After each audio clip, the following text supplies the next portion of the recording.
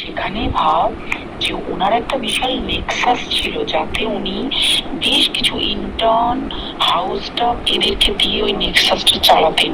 তারা ওখানে একটা সেক্স র্যাকেট চালাতো, তারা একটা ড্রাগ র্যাকেট চালাতো। ড্রাগ র্যাকেট মানে তম হচ্ছে সন্দীপ ঘোষ, প্রিন্সিপাল, যে তোর আমাদের কি বলে আরজিকর মেডিকেল কলেজে। সেখানে ভাব যে ওনার একটা বিশাল নেক্সাস ছিল, যাতে উনি বেশ কিছু ইন্টার্ন হাউস স্টাফ এদেরকে দিয়ে ওই নেক্সাসটা চালাতেন। তারা ওখানে একটা সেক্স র্যাকেট চালাতো, তারা একটা ড্রাগ র্যাকেট চালাতো। ড্রাগ র্যাকেট মানে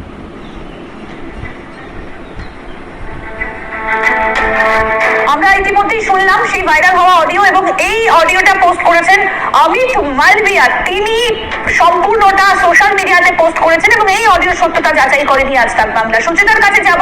সুচেতা, তুমি যদি জিজ্ঞেস করো এই বিষয়টা নিয়ে, যে একেবারে নাম করে এখানে বলা হচ্ছে সন্দীপ ঘোষ এবং এখানে সেক্স র্যাকেট চলতো, কি বলছেন এই বিষয়ে সিস্টার ইনচার্জ? তার কাছে প্রশ্ন রাখো। একদমই একদমই আরো যে অডিওতে যে বক্তব্য উঠে এসেছে, একদম নাম করে সন্দীপ ঘোষের নাম করে, কোট আনকোট নাম করে বলা হচ্ছে এখানে সেক্স র্যাকেট চলতো, পাশাপাশি ড্রাগের কথা বলা হচ্ছে। এই বিষয়ে আপনারা কি জানেন? কারণ আপনারা এখানে দীর্ঘদিন ধরে কাজ করছেন। না, এই বিষয়গুলো আনফর্চুনেট যে আমরা জানি না, কেউ জানলেও আমাদেরকে বলে না, ভয়েই বলে না। তো একটা মানে কি বলবো, এই লজ্জা রাখার কোনো জায়গা নেই যে একটা সরকারি হাসপাতাল, সেখানে ডাক্তারি পড়ুয়া, নার্সিং পড়ুয়া, মেডিকেল টেকনোলজিস্ট আছেন, আরো বিভিন্ন রকম পড়াশোনা এখানে হয়। সেখানে যদি এই জিনিস চলে, মানে আমরা যাব কোথায়? মানে আমাদের ছেলেমেয়েরা কি পাবে? পরিবেশটা কি পাবে? কি হচ্ছে এগুলো? কেউ আছে এগুলো এড়িয়ে চলে যাবে, কেউ টাকার লোভে এগুলোর মধ্যে ঢুকে যাবে, কিন্তু সে কিন্তু এটা হওয়ার জন্য এখানে আসেনি। এখানকার পরিবেশ তাকে ওইদিকে নিয়ে চলে গেল। তো মানে আমি জানি না যে এগুলো কি করে বন্ধ হবে। আমি প্রশাসনের উপর ভরসা করা ছাড়া কোনো উপায় নেই। প্রশাসনের উপর কিন্তু আমাদের ভরসা করতেই হবে, এবং আমরা যেন শেষে গিয়ে বলতে পারি যে না, এই বিষয়টা প্রশাসন দেখেছে এবং এটা বন্ধ হয়েছে। এটাই আমরা আশা করতে পারি, এর বেশি তো আর কিছু করার নেই। না, আমরা তো গিয়ে সব জায়গায়, মানে আমাদের কোনো হ্যান্ডসও নেই, আমাদের কোনো জানিও না এগুলো কি করে করতে হয়। ফলে এগুলো হচ্ছে শুনে কষ্ট হচ্ছে, যন্ত্রণা হচ্ছে যে আমরা ছেলেমেয়েরা, আমারও আত্মীয় এখানে আছে ডাক্তারি পড়ছে, তো তারা কি শিখছে আমি বলতে পারবো না। এগুলো হলে খুব দুর্ভাগ্যজনক। হচ্ছে নিশ্চয়ই, কোথাও থেকে বেরিয়ে এসছে মানে কিছু তো তার এভিডেন্স আছে হয়তো। তো সেগুলো অবিলম্বে বন্ধ হোক, এছাড়া আর কিছু বলতে পারি না।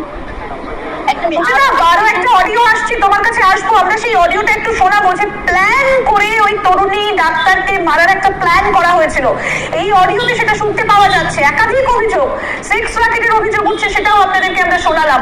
এবার আপনাদের শোনাবো প্ল্যান করে নাকি তার সঙ্গে এই ঘটনাটা ঘটানো হয়েছে। শুনুন সেই অডিও। দিনটাতে ঘটনাটা ঘটেছে, সেদিন কতখানি প্ল্যান এবং গোটা গেম দেয়। সেই দিন ওই ঘরে, ওই সেমিনার রুমে প্রত্যেক দিনই চারতলার আরো অনেকেই যারা সিনিয়র পিজিটি বা জুনিয়র পিজিটি, তারা কিন্তু বিশ্রাম নিতে যেত, অনেকেই ওই ঘরে যেত। সেই দিনকে ও একা, ওকে বলেছে তুমি ঘুমিয়ে পড়ো, ওকে একা রেখে এসেছে। বাকিরা কাউকে যেতে দেয়নি, বলেছে ওই ঘরে আজকে ঘটনা ঘটছে, কাজ হচ্ছে, ওই ঘরে কেউ যাবে না। ওই ঘরে সেই দিনকে ওর সাথে যখন খাওয়া দাওয়া করেছে বাকি চারজন, সেই চারজনের মধ্যে একটি মেয়ে পর্যন্ত ছিল। সে কিরকম মেয়ে চিন্তা কর, এটা ডাক্তার না জানোয়ার জানি না, আমি জানোয়ার বললেও জানোয়ারদের অপমান করা হয়, কারণ জানোয়ার সমাজে এরকম কাজ হয় না। তো ডাক্তার না কি আমি বলতে পারবো না। সেই ইন্টার্ন মেয়েটি আরেকটি ইন্টার্নের গার্লফ্রেন্ড। তো তার সাথে ওই পিজিটি মেয়েটির প্রচুর ঝগড়া হয়েছে। ঝগড়া হওয়ার পরে তারা তো হুমকি টুমকি দিয়ে চলে গেছে, দিয়ে তারা বলেছে তুমি ঘুমো। এবার ও তো জানি না ভালো মনে শুতে এসেছে। আপনাদের আরো একবার জানাই যে এই অডিও অমিত মালভিয়া তিনি পোস্ট করেছেন সোশ্যাল মিডিয়ায়, এবং এই অডিওর সত্যতা যাচাই করেনি আজ তাক বাংলা। আরো একবার যাবো সুচেতার কাছে। সুচেতা, বলা হচ্ছে যে প্ল্যান মাফিক এই ঘটনাটা ঘটানো হয়েছিল, এটা নাকি প্ল্যান করে, অনেকে নাকি এর সঙ্গে জড়িত ছিলেন। কি বলছেন এই বিষয়ে সিস্টার ইনচার্জ? আরো একবার শোনালাম তোমাদেরকে, কি বলছেন? আরো একবার প্রশ্নটা রাখো। একদমই আপনার কাছে আরো একটা বিষয় যাবো, যিনি যার অডিও ক্লিপটা ভাইরাল হয়েছে, তিনি বলছেন গোটা বিষয়টা নাকি আগে থেকে প্ল্যান করা ছিল এবং সেমিনার হল যা বন্ধ থাকে সেদিনকে সেখানে তিনি রেস্ট নিতে যান এবং তার সঙ্গে যে বন্ধুরা ছিল তারাও নাকি এর সঙ্গে যুক্ত থাকতে পারে। এই অভিযোগ কিন্তু সেই অডিও ক্লিপে ভাইরাল হয়েছে। হ্যাঁ, এটা তো আমরা শুনছি, কয়েকদিন ধরেই শুনছি।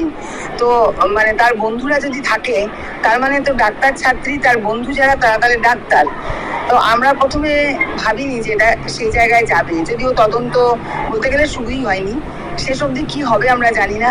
কিন্তু এটা যদি হয়, এটা খুবই দুঃখজনক এবং তারা এতটা নিষ্ঠুর, এতটা নির্মম হতে পারলো, এটা ভেবে আমার খুব অবাক লাগছে যে তাদেরই একজন সহপাঠী, কারোর সিনিয়র, কারোর জুনিয়র, তারা এতটা মানে করতে পারলো, এদেরকে এই সমস্ত শেখালো কে? আর ওই যে মেয়েটি, তার বাবা মা এই আর্জি করে পড়তে পাঠিয়ে তাদেরকে এত অপরাধ করে ফেললো যে ওদের সঙ্গে মতে মিললো না বলে তাকে এত নির্মম ভাবে চলে যেতে হলো। মানে আরো নিশ্চয়ই আমাদের রাজ্যে ধর্ষণের ঘটনা ঘটে, কিন্তু সেগুলো একটা কি বলবো, সেটা কোনো ধর্ষণই কোনো ছোট ঘটনা নয়, কিন্তু সেগুলো একটা মুহূর্তের উত্তেজনা, তাই বা হবে কেন? কিন্তু এই যে মানে প্ল্যান করে তাকে মারতে হবে, তাকে এটা করতে হবে, আর যে কোনো কিছুতেই কাউকে যদি মারতে হয়, সে যদি মেয়ে হয় তাকে জব্দ করতে হয়। রেপটা তো একটা ফাউ ব্যাপার, মানে মারবো টারবো তার, ও একটা মেয়ে, তাকে রেপ করবো না, এটাই তো ব্যাপার। এবং যা শোনা যাচ্ছে যে তাতে তো একাধিক, এতদিন মনে হচ্ছিল একজনের জায়গায় 3 জন, এখন তো মনে হচ্ছে তারও বেশি থাকতে পারে। মানে কি অসহনীয় যন্ত্রণা, এটা ভাবলে মানে এই দিনের পর দিন রাতে ঘুম হচ্ছে না। আমার বাড়িতে ওর বয়সী একটি মেয়ে আছে, তো কি বলবো, এগুলো যদি তাই শেষ পর্যন্ত বেরোয় তাহলে অপরাধীকে চিহ্নিত করতেই হবে। এবার যদি সেই অপরাধী দাবি উঠছে চারিদিকে জাস্টিস অর্থাৎ ন্যায় বিচার চাই। সুচেতা, আমরা পরের অডিওটা শোনাই, কিভাবে মেয়েটির ওপর নারকীয় অত্যাচার চালানো হয়েছে ওই তরুণী ডাক্তারি পড়ুয়ার ওপর, শোনাই একবার, তারপরে আসবো তোমার কাছে আবার। সুচেতা, জানিস যে প্রথমে তার হাত দুটোকে দুপাশে দুজন ধরে রেখেছে এবং সেই কাজে সেই মেয়েটিও সাহায্য করেছে, ইন্টারভিউটি। দুজন ওকে পা দুটোকে টেনে জরাসন্ধের মতো ছিঁড়ে ফেলেছে, মানে ছেঁড়ার মতো করে টেনেছে, যাতে পেলভিক বোন ভেঙেছে, গলার বোন ভেঙেছে, মানে কি বিপর্যস্ত, মানে বিধ্বস্ত, কি নৃশংস অত্যাচার করেছে। ওকে উল্টো দিক করে শুয়েছে, পিঠের উপর দিয়ে বুট পরে হেঁটে গেছে, মাথাটাকে এমন ঠিকলেছে যে মানে স্কাল ফাল রাপচার হয়েছে। এই সমস্ত করার পরে শ্বাসরোধ করে তাকে মেরেছে। মেরে তারপরে আরো যেটা আরো ভয়ঙ্কর, যে একটা মৃত মানুষকে মিনিমাম ডিগনিটি দিতে জানে না। আপনাদের আরো একবার জানাই, অমিত মালভিয়া এই যে অডিও আপনাদেরকে শোনাচ্ছি, তিনি সোশ্যাল মিডিয়ায় পোস্ট করেছেন, এর সত্যতা যাচাই করেনি আজ তাক বাংলা। সুচেতার কাছে যাবো। সুচেতা, কিভাবে নির্মম ভাবে অত্যাচার চালানো হয়েছিল সেদিন রাতে, এই অডিওতে সেটা ভাইরাল হয়েছে, কি বলছেন তোমার সঙ্গে যিনি রয়েছেন সিস্টার ইনচার্জ? একেবারে আমি আবারও চলে যাবো সিস্টার ইনচার্জের কাছে। সেদিন রাতের যে ঘটনা, একেবারে নারকীয় ঘটনা, এবং সেই তরুণীর সঙ্গে যে নির্মম অত্যাচার হয়েছে তার বর্ণনাও কিন্তু এই অডিওটা ভাইরাল হয়েছে।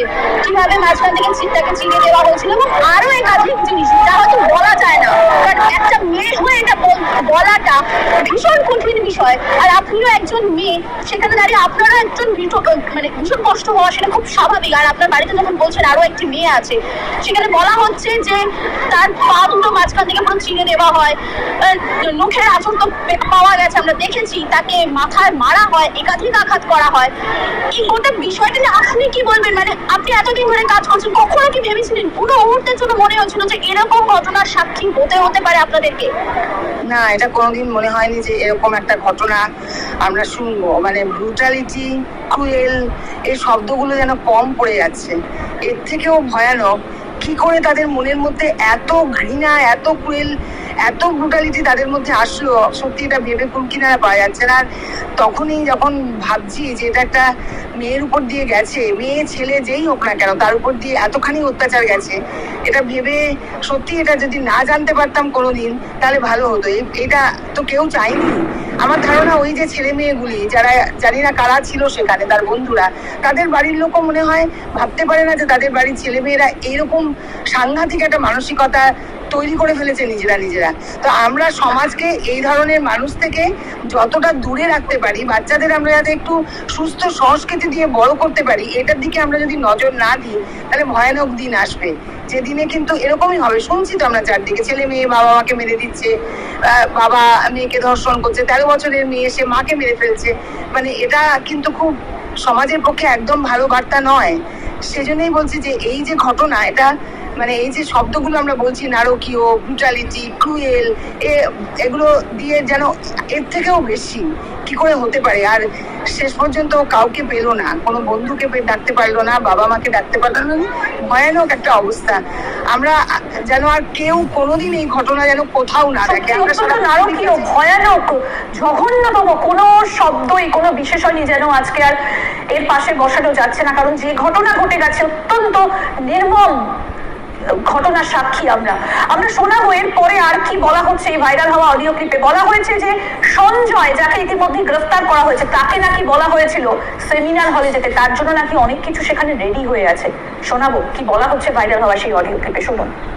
তারা নিচে এসে দেখেছে ওই সঞ্জয় তখন বসে মদ খাচ্ছিল অন্য আরো গ্রুপ স্টাফদের সাথে। সঞ্জয় ছেলের সাথে তার কাটা সঞ্জয় বলতো ওরা, ওকে বলে ফল গাই, মানে ওর একটু ওইসব আলোক দোষ আছে। ও যখন তখন প্রস্টিটিউট এলাকায় যায়। এবার দেখেছে যে একে দিয়ে যদি একটা রেপ করিয়ে দিতে পারি, তাহলে ঘটনার মোড়টা অন্যদিকে ঘুরে যাবে। এইবার ওকে বলেছে, যা সেমিনার রুমে তোর জন্য রেখে এসেছি, যা তুই এবার গিয়ে কাজ করে দিয়ে। ও এসে ওই ডেড বডিকে রেপ করেছে, যাতে তার ভ্যাজাইনাতে সিমেন্ট পাওয়া যায়। সুচেতা, এই সঞ্জয় রায়, তার সম্পর্কে কি জানতে পারা যাচ্ছে? এবং তাকে নিজ থেকে ধরে নিয়ে আসা হয়েছে, সে মদ্যপ অবস্থায় ছিল এবং শেষ পর্যন্ত নাকি তাকে দিয়ে ওই বাজে কাজটা করানো হয়েছিল যাতে তার চিহ্ন থাকে। এই বিষয়টা সম্পর্কে একটু জিজ্ঞেস করো। একেবারে আমি আবারও সিস্টার ইনচার্জের কাছে চলে যাবো। দিদি, সেদিনকে রাতে যে ঘটনা ঘটেছে, যে নারকীয় ঘটনার কথা আমরা বললাম, সেই ঘটনা ঘটার পর বলা হচ্ছে সঞ্জয়, যিনি অভিযুক্ত, তাকে নাকি তারপর বলা হয়েছে তোমার জন্য উপরের ঘরে কিছু একটা রয়েছে, অপেক্ষা করছে, তুমি সেখানে গিয়ে এনজয় করে এসো। এই ধরনের কিছু শব্দ বাক্য ব্যবহার করা হয়েছে, একটা মেয়েকে নিয়ে এই ধরনের শব্দ ব্যবহার করা হয়েছে। আপনি গোটা বিষয়টা কি বলবেন? কারণ প্রথমত একজন এই হাসপাতাল চত্বরে কিভাবে মদ্যপান করলো সেটা একটা বড় প্রশ্ন। তারপরে মদ্যপান করবার পর সে গ্রাউন্ড ফ্লোর থেকে একেবারে ওপরে কিভাবে গেল সেটা আর একটা বড় প্রশ্ন। এবং তারপরে তাকে বলা হচ্ছে একটা যেন প্রসাদ, মানে একটা গিফট রাখা হয়েছে, তুমি সেটা এনজয় করো। তাহলে দেখুন যে আমাদের কি অবস্থা। যারা ডাক্তারি করতে এসছে তারা তো অল্প কিছু শিক্ষিত নয়, তারা শিক্ষিত ছেলে, তারা এই ধরনের কাজ করছে এবং সেটা করে তাদের মধ্যে বিন্দুমাত্র অনুতাপ নেই। তার কারণ তারা জানে আমাদেরকে কেউ ধরতে পারবে না। এই যে কনফিডেন্স, দেখছে তো তারা এত কিছু, যে অনেক প্রভাবশালী, তাদের কি হয়েছে না হয়েছে, তা সত্ত্বেও কিন্তু তাদের একটা আত্মবিশ্বাস যে আমাদের কিছু হবে না। এই যে একটা ভাবনা, এই ভাবনা থেকে যা খুশি তাই করে ফেলা, এই জন্যে কিন্তু এই অপরাধী শনাক্ত করা আশু প্রয়োজন। কারণ এটাও যদি কিছু না হয়, তারা এরপরে আরো কত এই ঘটনা ঘটাবে, তার কোনো সীমা পরিসীমা নেই। আর আপনি বলছেন মদ্যপ, এই তো শুনছি নাকি ওই ভিডিওতে বলা আছে যে ড্রাগ এবং সেক্স র্যাকেট চলে, সেখানে মদ তো মনে হচ্ছে বাচ্চা ছেলে, বাচ্চা কিছু। যেখানে জানা যাচ্ছে যে সে হচ্ছে সিভিক ভলেন্টিয়ার, সে এখানে দায়িত্বে ছিল, সবাইকে কোথায় গিয়ে মানে সেফটি দেবে সেই জায়গায় সেই এরকম ভাবে একটা বড় সড়ো তার দিকে প্রশ্ন উঠতে শুরু করে। সঞ্জয়কে কি চিনতেন? একবার জিজ্ঞেস করো, উনি কি দেখেছেন? সে নাকি এখানে দালালের কাজ করতো। হ্যাঁ, এটা শুনেছি আমরা যে সে এখানে দালালের কাজ করতো, এমনকি অন্য হাসপাতালেও পেশেন্ট ভর্তি করতো। কিন্তু সে কি করে জানবে যে ওখানে অমুকজন বসে আছে, ওখানে কেউ আছে, সেখানে যেতে হবে, এটা কি করে বলবো? এটা কি করে সে জানবে? আপনারা কি চিনতেন? কখনো দেখেছেন? তো আমরা চিনিনি, শুনেছি যে আমাদের নার্সিং কর্মচারীও কেউ দেখেছে পেশেন্ট ভর্তি করার জন্য। কিন্তু এবার সে যখন এই জানে না, বা তাকে যখন জানানো হচ্ছে, তার সঙ্গে মিলে যাচ্ছে যে গতকাল যে হুলিগানসরা ঢুকে গেল তাদেরকেও আটকানো যায়নি, আবার একেও আটকানো যায়নি। তার মানে এখানে নিরাপত্তার নও নেই। তাহলে এই নিরাপত্তার দাবিতেই কিন্তু আমাদের যাবতীয়। একজন সিভিক ভলেন্টিয়ার কি কোন রকম ভর্তি করতে পারে? মানে তার হাতে কি এতটা পাওয়ার থাকার সম্ভাবনা রয়েছে? এটার উত্তর তো এখানকার যারা হাসপাতালটা চালায় তারা বলবেন।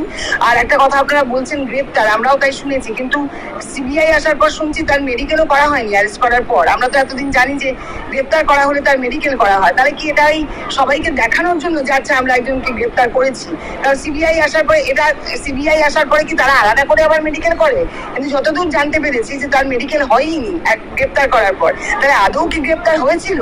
তাহলে কি সবাই মিলেই বললো যে এনজয় করেছো, ঠিক আছে, আমরা তোমার কিছুদিন পর সামনে সঞ্জয় মেডিকেল হয়েছিল এবং বিআরসি হাসপাতালে হয়েছিল, এটা যদি ওনাকে একটু বলো। ভালো দেখতে চাই, এই কলেজটাকে ভালো দেখতে চাই, প্রতিটা কলেজ ভালো দেখতে এখানে চাই। যে প্রশ্নটা আপনি করলেন যে তার মেডিকেল করা হয়েছে কিনা, মেডিকেল কিন্তু তার করা হয়েছে। প্রথমে জোকাতে নিয়ে যাওয়া হয়েছিল, সেখানে মেডিকেল করা হয়নি, তাকে এক দু জায়গা থেকে মেডিকেল করা না হলেও পরে কিন্তু তাকে মেডিকেল করা হয়েছে। ও তাহলে ঠিক আছে, মেডিকেল করা হয়েছে, আবার সিবিআই আবারও করছে, ঠিকই আছে। কিন্তু ব্যাপার হচ্ছে যে সে গ্রেপ্তার হওয়ার পর থেকে আজও পর্যন্ত, মানে সিবিআই নেওয়ার আগে পর্যন্ত আমরা কিন্তু জানতে পারিনি যে সে জেরার মুখে সে দু একটা কথা বলেছে। বরং দেখলাম একটু জেরা একদিন হলো বা অনেক রকম অভিযোগ, অনেক রকম বেরিয়েও এবার সামনে উঠে আসছে। সুচেতা, তুমি আমাদের সঙ্গে থাকো, আমরা আরেকটা অডিও ক্লিপ শোনাই যে সমস্ত প্রমাণ নাকি সেই রাতে একেবারে ধুয়ে ফেলা হয়েছিল সমস্ত কিছু, সেটাও বলা হয়েছে অডিও ক্লিপে। আপনাদেরকে আরো একবার বলি, অমিত মালভিয়া বিজেপি নেতা, তিনি সোশ্যাল মিডিয়ায় পোস্ট করেছেন এই অডিও, যেটা আপনাদেরকে আমরা শোনাচ্ছি। এই অডিওর সত্যতা যাচাই করেনি আজ তাক বাংলা। শুনুন সেই ভাইরাল হওয়া অডিও। কেউ কোনো প্রমাণ নেই, প্রমাণ লোপাটের জন্য সেদিনকে ওই ইন্টার্ন এবং ডাক্তাররা যে বাথরুমটাতে হাত পা ধুয়েছে, রক্ত ধুয়েছে, সেইটাকে তাড়াতাড়ি প্রমাণ লোপাটের জন্য ওই দেওয়ালকে ভেঙে দিয়ে তার মানে ওই বাথরুমের জায়গাটাকেই ভাঙতে হচ্ছে ওদের। ওখানে নাকি ওরা রুম বানাবে। কালকে দেখেছিস তোরা খবরে। কেউ কোনো প্রমাণ নেই, প্রমাণ লোপাটের জন্য সেদিনকে ওই ইন্টার্ন এবং ডাক্তাররা যে ওইখানের যে বাথরুমটাতে হাত পা ধুয়েছে, রক্ত ধুয়েছে, সেইটাকে তাড়াতাড়ি প্রমাণ লোপাটের জন্য ওই দেওয়ালকে ভেঙে দিয়ে তার মানে ওই বাথরুমের জায়গাটাকেই ভাঙতে হচ্ছে ওদের। ওখানে নাকি ওরা রুম বানাবে। কালকে দেখেছিস তোরা খবরে। কেউ কোনো প্রমাণ নেই, প্রমাণ লোপাট। সুচেতার কাছে যাবো। সুচেতা, এতগুলো প্রশ্ন উঠে আসছে এবং প্রমাণ লোপাটের একটা চেষ্টা হয়েছে, হাত পা সেখানে ধুয়ে ফেলা হয়েছে, রক্ত ধুয়ে ফেলা হয়েছে, এরকম একাধিক অভিযোগ উঠে আসছে এবং গতকাল রাতে যে তাণ্ডব চলেছে সেখান থেকে সেই সমস্ত তথ্য প্রমাণ লোপাটের একটা চেষ্টা চলেছে। সুচেতা, তোমার সঙ্গে এতক্ষণ সিস্টার ইনচার্জ ছিলেন, তোমার সাথে সুজয় রয়েছে আমাদের প্রতিনিধি। এই বিষয়টা নিয়ে যদি একটু আলোচনা করো সুজয়ের সঙ্গে, যে গতকাল রাতে সেই তথ্য প্রমাণ লোপাটেরই কি চেষ্টা চলেছে এই তাণ্ডবের মধ্যে দিয়ে, যদি আলোচনা করো একটু সুজয়ের সঙ্গে। একেবারে আমরা সেই বিষয়ে যাব, তার আগে বলে রাখি যে বেশ খানিকক্ষণ আগে আমরা যে ছবি তুলে ধরেছিলাম যে প্রিন্সিপালকে আটক করে রীতিমতো বিক্ষোভ দেখানো হচ্ছে এবং তিনি মিটিং করবার নাম করে তিনি ভেতরে প্রবেশ করেছিলেন। এখন তিনি কিন্তু বাইরে এসেছেন, কিন্তু একেবারে তিনি কলেজের গেট খুলে কিন্তু বাইরে বেরোননি, তিনি ভেতর থেকে কথা বলছেন। সেখানে রীতিমতো এখন বিক্ষোভ চলছে। তুমি যে প্রশ্নটা করলে আমি অবশ্যই সেই প্রশ্ন নিয়ে সুজয়ের কাছে যাবো। সুজয়, এই মুহূর্তে যে বিষয়টা, যে অডিও ক্লিপটা ভাইরাল হয়েছে, যে সেখানে তথ্য প্রমাণের লোপাট করবার একটা চেষ্টা হয়েছে এবং গতকালও যে হামলা হয়েছে তাতেও বারবার যে প্রশ্নটা উঠছিল যে তথ্য কি লোপাট করবার একটা চেষ্টা চলছে, সেই রাতেও সেই প্রশ্নটা কিন্তু উঠেছিল এবং সেই যে অডিও ক্লিপ ভাইরাল হচ্ছে সেখানে বলা হচ্ছে যে তথ্য প্রমাণ কিন্তু লোপাট করা হয়েছে। এই বিষয়ে কি কি তথ্য সামনে এসেছে? তুমি বেশ কয়েকদিন ধরে এই চত্বরেই রয়েছো। দেখো, অবশ্যই যে দুষ্কৃতী যারা এসেছিল তাদের যে মূল উদ্দেশ্য তথ্য প্রমাণকে লোপাট করা বা তথ্য প্রমাণ যেগুলোকে আছে সেগুলোকে ধ্বংস করা, সেটা তো একেবারে কষ্ট। তারা যেভাবে মূল গেটকে ভেঙে তারা প্রথমে এমার্জেন্সি যে জায়গাগুলো সেখানে ব্যাপকভাবে ভাঙচুর চালিয়ে তাদের কিন্তু পরবর্তী যে গন্তব্যস্থল সেটা কিন্তু 4 তলার দিকেই ছিল। তারা কিন্তু সিঁড়ি দিয়েও, বেশ কিছু দুষ্কৃতী তারা কিন্তু সিঁড়ি দিয়ে তারা কিন্তু উপরে ওঠারও চেষ্টা করেছে।